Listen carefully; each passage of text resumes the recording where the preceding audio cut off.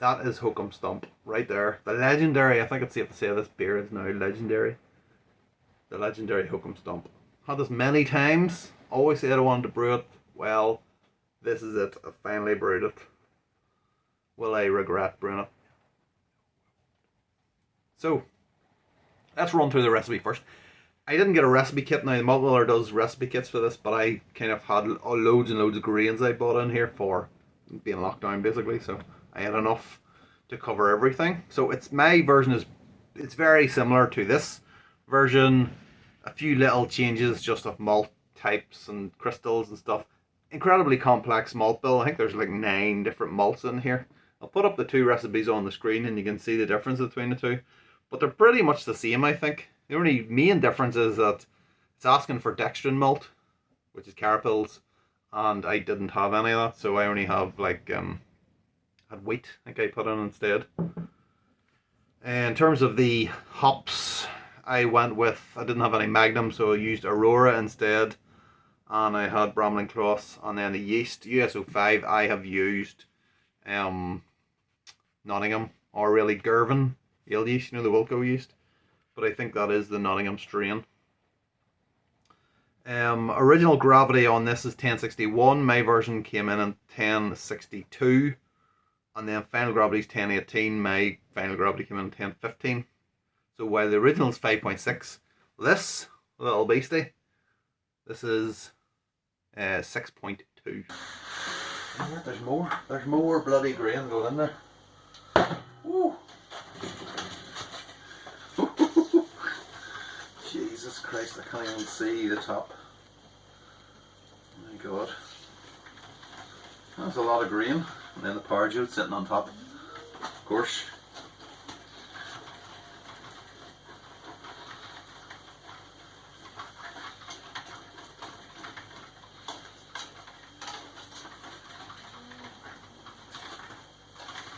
I almost regret not using the bag now. Seeing the amount of stuff's in there. But, we can't turn back now. Just full speed ahead. Nothing else for it.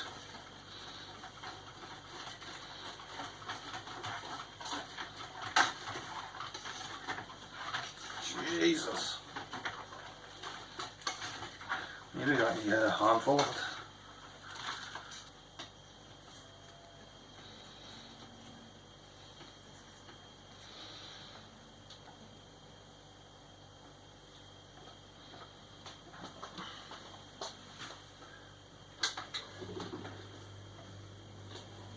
Whoa. I've almost forgotten how to do it. There we go.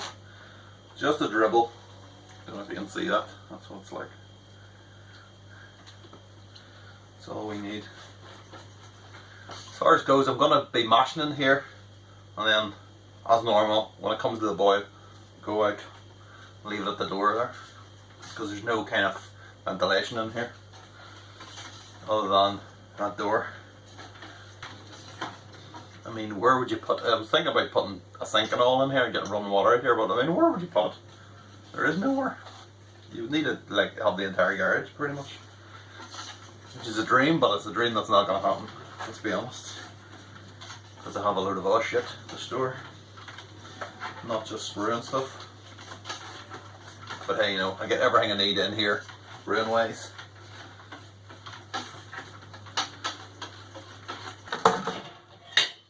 Screen in there. Whoa.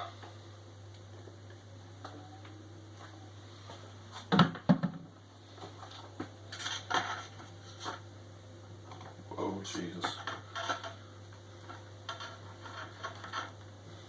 Come on.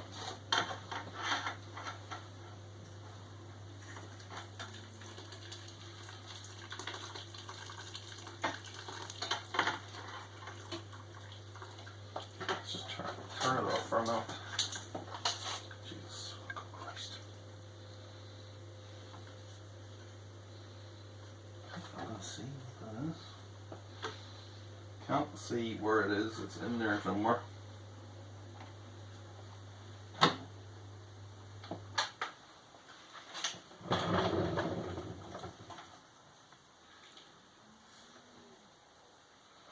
Okay, it's an hour on that. Thing up beauty.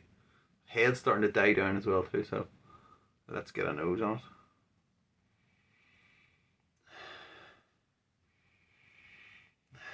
It smells really kind of... It smells like a little bit fruity. There's a little bit of coffee on it as well.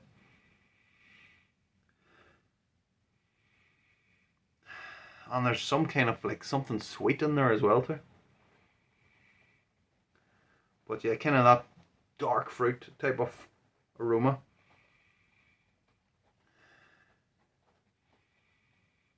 Oh God, smells good. Smells good. Okay, cheers.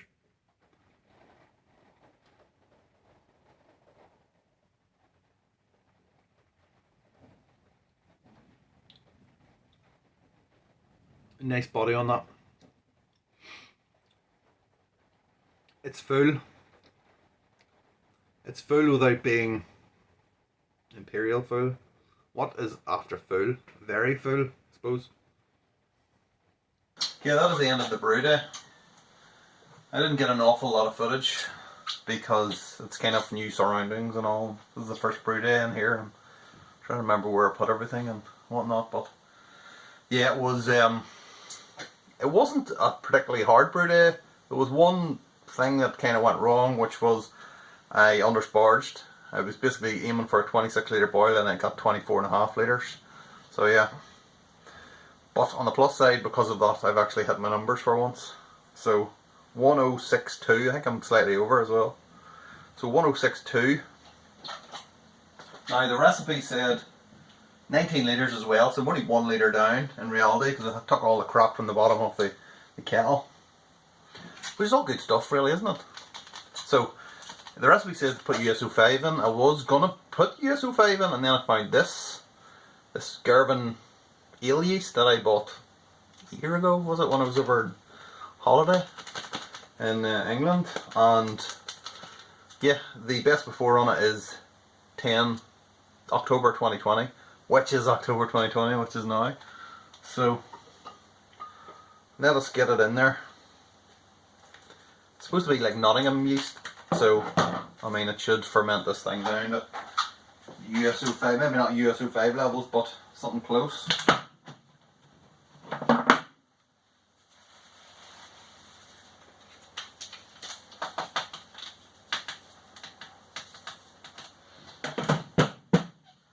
There was actually one other thing that happened, which was I didn't show you the footage of the second hop drop, which is the hop stand.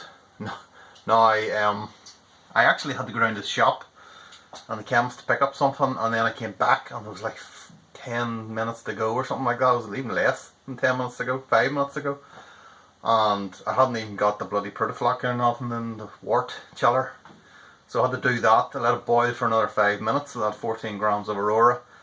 And then I remembered that I've been having an issue with the RoboBrew, which is that it's always about 10 degrees, showing 10 degrees more than what it actually is at the end of the boil, because all the crap from the grain gets down there.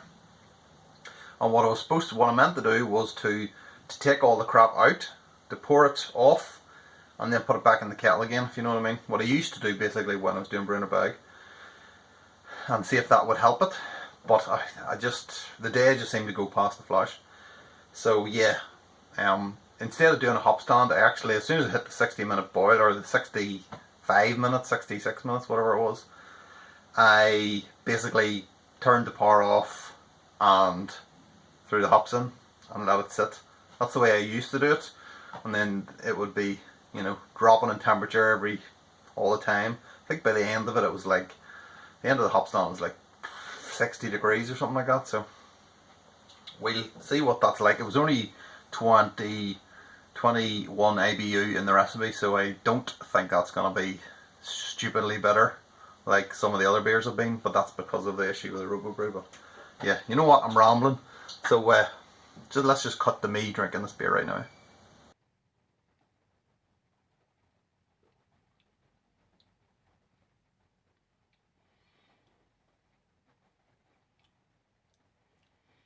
definitely has that kind of fruity, dark fruit flavor in there, along with a bit of like it's a bit of like dark kind of coffee, licorice treacle type of little taste of that in there as well. And the rest is like, I mean, this is an oatmeal porter, so there's quite a lot of rolled oats in it, and you can definitely tell, mainly with the body, but there is some kind of, you do get a taste, you do get some kind of flavour of the oats, I think.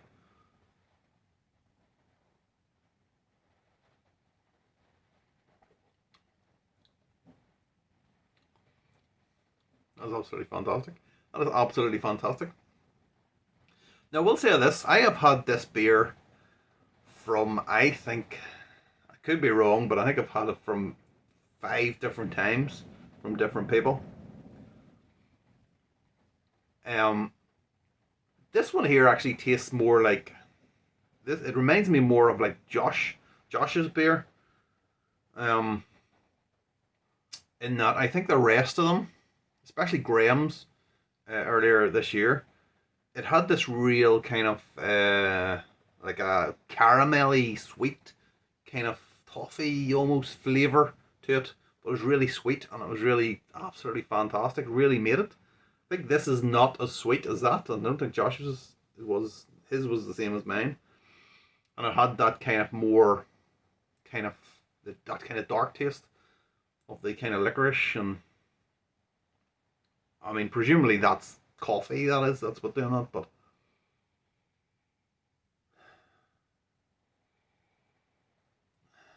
when I sniff it, every now and again, when I sniff it, I can swear I can smell coconut of it.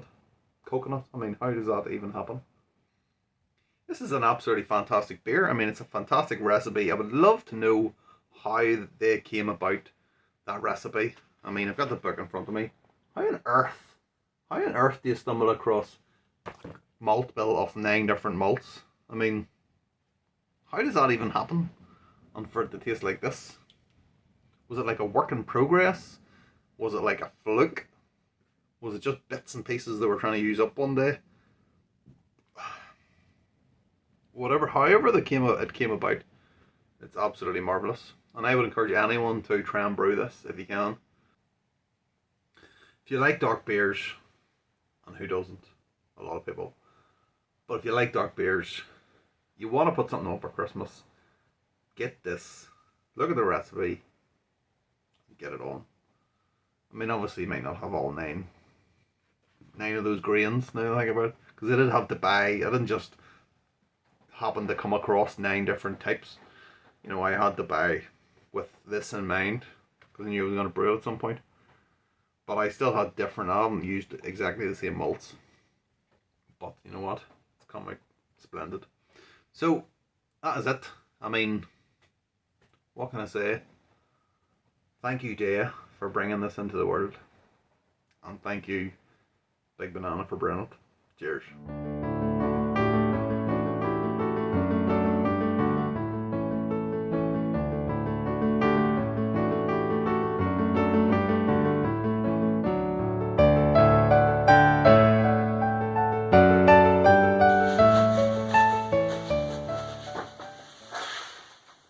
First brewed in the new garage, and I fucking smelled something already. Nice one. Well done, me. Big pat in the back. You dick. Oh, it's gonna be sticky. I'm gonna have to mop that floor as well too.